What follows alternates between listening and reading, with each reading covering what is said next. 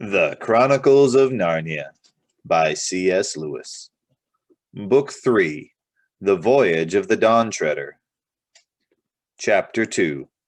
On Board the Dawn Treader. "Ah, there you are, Lucy," said Caspian. "We were just waiting for you. This is my captain, the Lord Drinian." A dark-haired man went down on one knee and kissed her hand. The only others present were Reepicheep and Edmund. "Where is Eustace?" said Lucy. "In bed," said Edmund, "and I don't think we can do anything for him. It only makes him worse if you try to be nice to him." "Meanwhile," said Caspian, "we want to talk." "By Jove, we do," said Edmund, "and first 'bout time. It's a year ago by our time since we left you just before your coronation. How long has it been in Narnia?" "Exactly 3 years," said Caspian. "All going well?" asked Edmund. "You don't suppose that I've left my kingdom and put to sea unless all was well," answered the king. "It couldn't be better. There's no trouble at all now between Telmarines, dwarves, talking beasts, fauns, and the rest. And we gave those troublesome giants on the frontier such a good beating last summer that they pay us tribute now. And I had an excellent person to leave as regent while I'm away. Trumpkin the dwarf. You remember him." "Dear Trumpkin," said Lucy. "Of course I do. You couldn't have made a better choice." "Loyal as a badger, ma'am, and valiant as a mouse," said Drinian. He had been going to say as a lion, but had noticed Reepicheep's eye fixed on him. "And where are we headed for?" asked Edmund. "Well," said Caspian, "that's rather a long story. Perhaps you remember that when I was a child, my usurping Uncle Miraz got rid of 7 friends of my father's, who might have taken my part, by sending them off to explore the unknown eastern seas beyond the Lone Islands." "Yes," said Lucy, "and none of them ever came back." "Right. Well, on my coronation day, with Aslan's approval, I swore an oath that, if once I established peace in Narnia, I would set sail east myself for a year and a day to find my father's friends, or to learn their deaths and avenge them if I could. These were their names: the Lord Revillion, the Lord Byrne, the Lord Argos, the Lord Mavramorn, the Lord Octesian, the Lord Restamar, and the other one who's so hard to remember." "The Lord Roop, sire," said Drinian. Roop, of course," said Caspian. "That is my main intention, but Reepicheep here has an even higher hope." Everyone's eyes turned to the mouse. "As high as my spirit," he said, "though perhaps as small as my stature. Why should we not come to the very eastern end of the world? And what might we find there? I expect to find Aslan's own country. It is always from the east, across the sea, that the great lion comes to us." "I say, that is an idea," said Edmund in an odd voice. "But do you think," said Lucy, "Aslan's country would be the sort of country, the sort you could ever sail to?" "I do not know, madam," said Reepicheep, "but there is this. When I was in my cradle, a wood woman, a dryad, spoke this verse over me: 'Where sky and water meet, where the waves grow sweet, doubt not, Reepicheep, to find all you seek. There is the utter east.' I do not know what it means, but the spell of it has been on me all my life." After a short silence, Lucy asked, "And where are we now, Caspian?" "The captain can tell you better than I," said Caspian. So Drinian got out his chart and spread it on the table. "That's our position," he said, laying his finger on it, "or was at noon today. We had a fair wind from Cair Paravel and stood a little north from Galma, which we made on the next day. We were in port for a week, for the Duke of Galma made a great tournament for his majesty, and there he unhorsed many knights." "And got a few nasty falls myself, Drinian. Some of the Bruces are there still," put in Caspian. "And unhorsed many knights," repeated Drinian with a grin. "We thought the Duke would have been pleased if the King's Majesty would have married his daughter, but nothing came of that."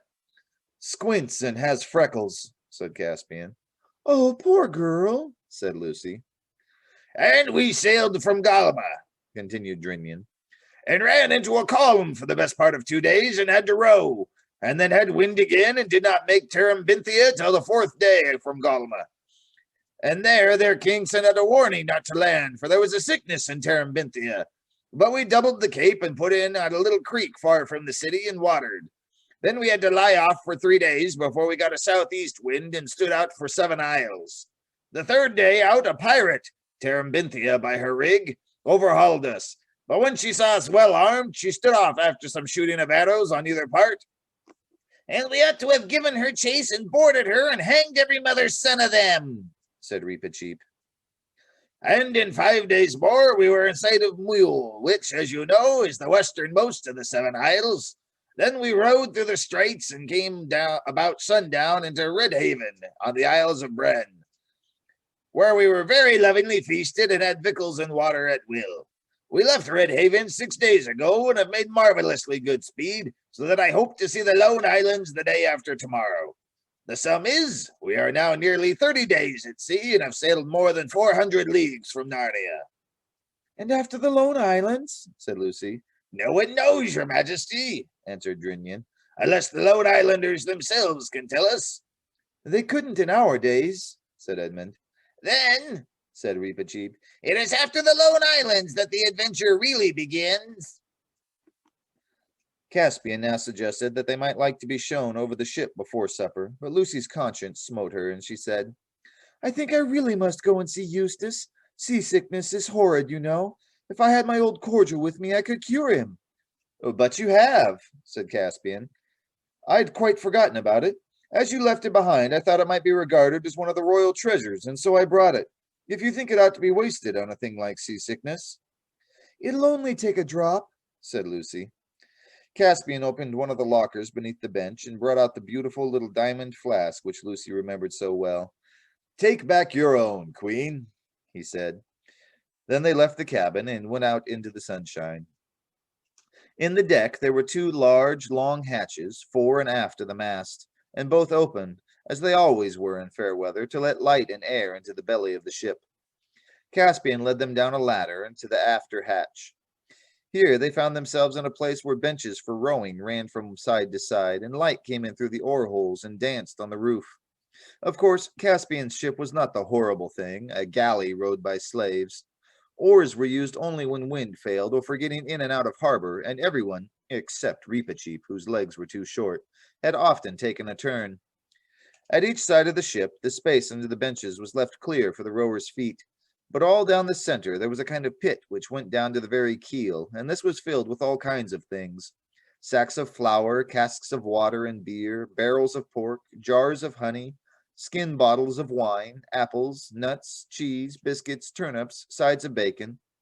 From the roof, that is, from the under side of the deck, hung hams and strings of onions, and also the men of the watch off duty in their hammocks. Caspian led them aft, stepping from bench to bench. At least, it was stepping for him, and something between a step and a jump for Lucy, and a real long jump for Reepicheep. In this way, they came to a partition with a door in it. Caspian opened the door and led them into a cabin which filled the stern underneath the deck cabins in the poop. It was, of course, not so nice. It was very low, and the sides sloped together as they went down, so that there was hardly any floor. And though it had windows of thick glass, they were not made to open because they were under water. In fact, at this very moment, as the ship pitched, they were alternately golden with sunlight and dim green with the sea. You and I must lodge here, Edmund, said Caspian. We'll leave your kinsmen the bunk and sling hammocks for ourselves. I beseech your majesty, said Drinwin. No, shipmate, said Caspian. We have argued all that out already. You and Rince was the mate, are sailing the ship, and will have cares and labors many a night when we are singing catches or telling stories, so you and he must have the port cabin above. King Edmund and I can lie very snug here below. But how is the stranger? Eustace, very green in the face, scowled and asked whether there was any sign of the storm getting less. But Caspian said, What storm? And Drinian burst out laughing. Storm, young master, he roared. This is as fair weather as a man can ask for. Who's that? Said Eustace irritably. Send him away. His voice goes through my head. I've brought you something that will make you feel better, Eustace, said Lucy. Oh, go away and leave me alone, growled Eustace. But he took a drop from her flask, and though he said it was beastly stuff, the smell in the cabin when she opened it was delicious.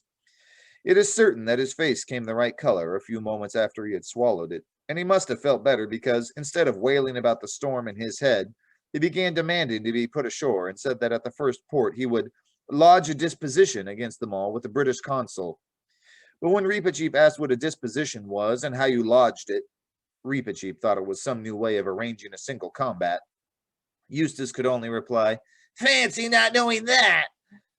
In the end, they succeeded in convincing Eustace that they were already sailing as fast as they could towards the nearest land they knew, and that they had no more power of sending him back to Cambridge, which is where Uncle Harold lived, than of sending him to the moon. After that, he sulkily agreed to put on the fresh clothes which had been put out for him and come on deck. Caspian now showed them over the ship, though indeed they had seen most of it already. They went up to the forecastle and saw the lookout man standing on a little shelf inside the gilded dragon's neck and peering through its open mouth. Inside the forecastle was the galley, or ship's kitchen, and quarters for such people as the boatswain, the carpenter, the cook, and the master archer.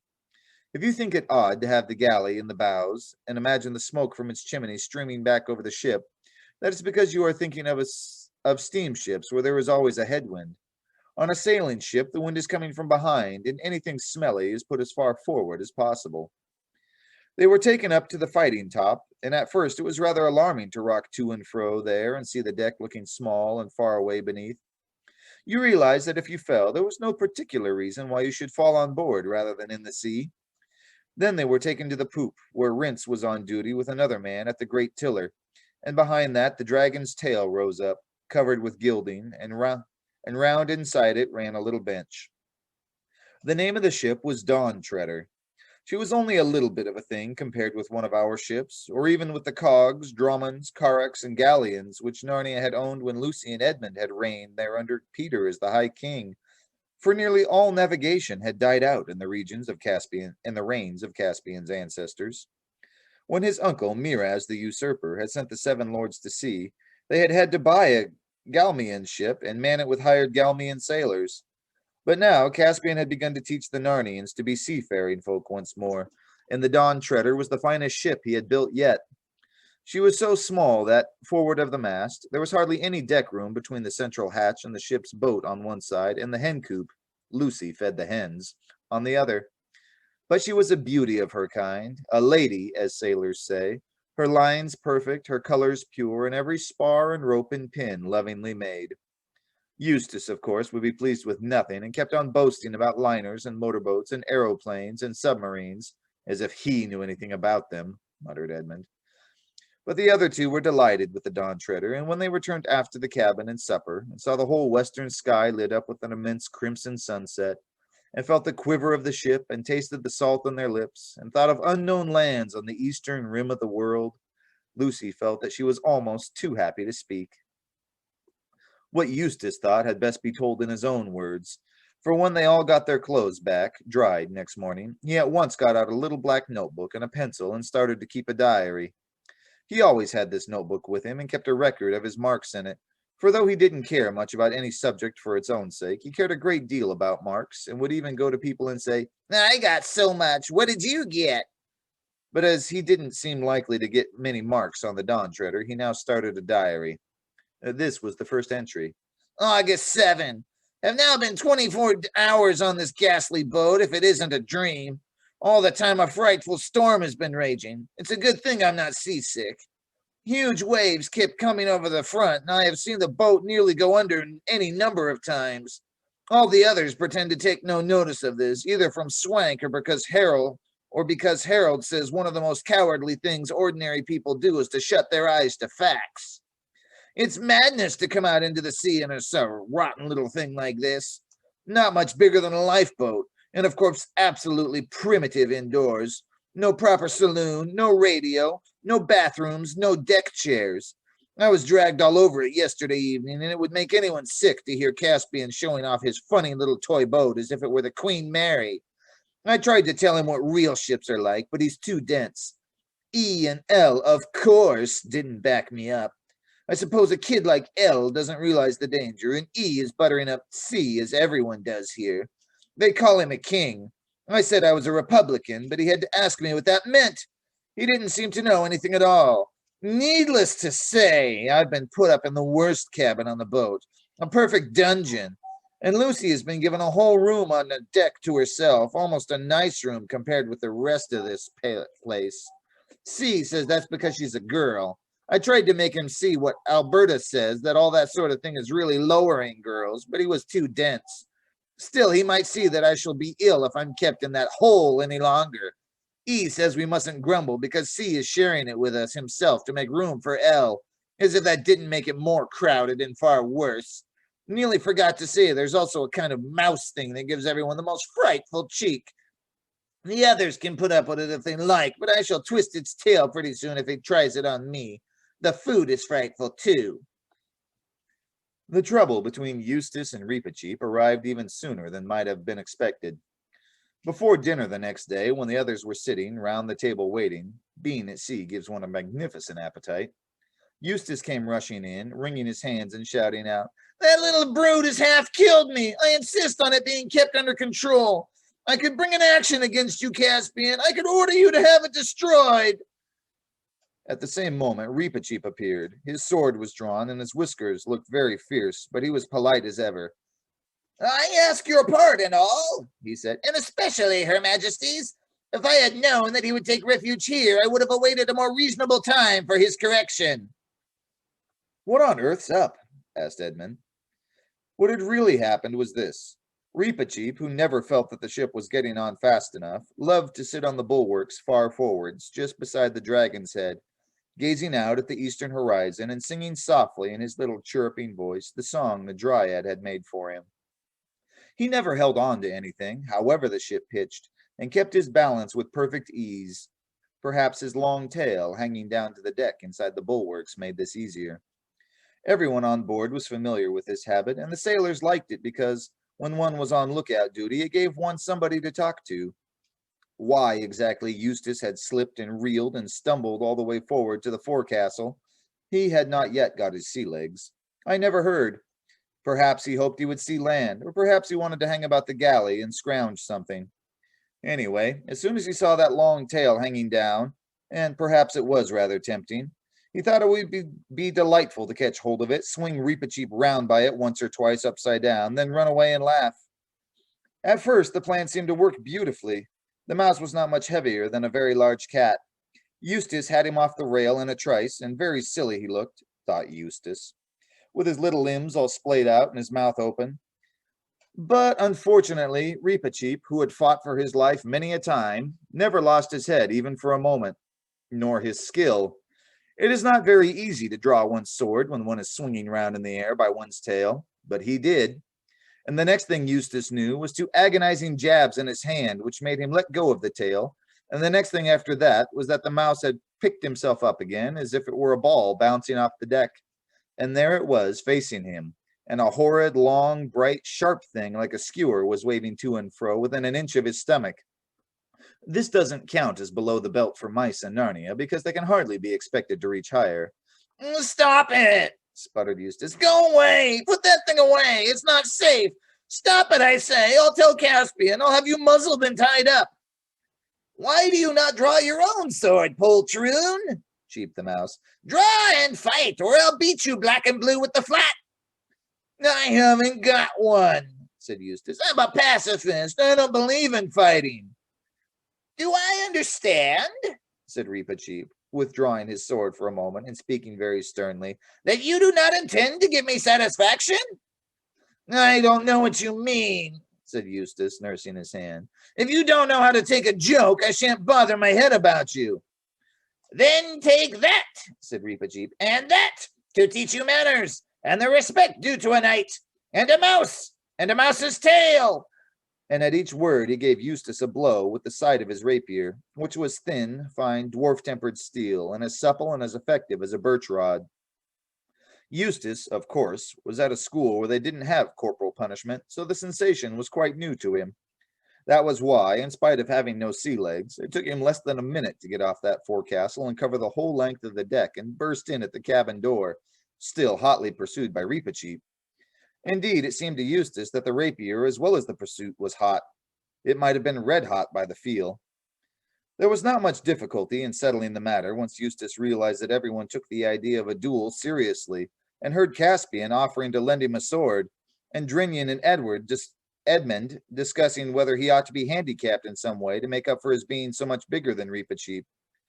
He apologized sulkily and went off with Lucy to have his hand bathed and bandaged, and then went to his bunk. He was careful to lie on his side.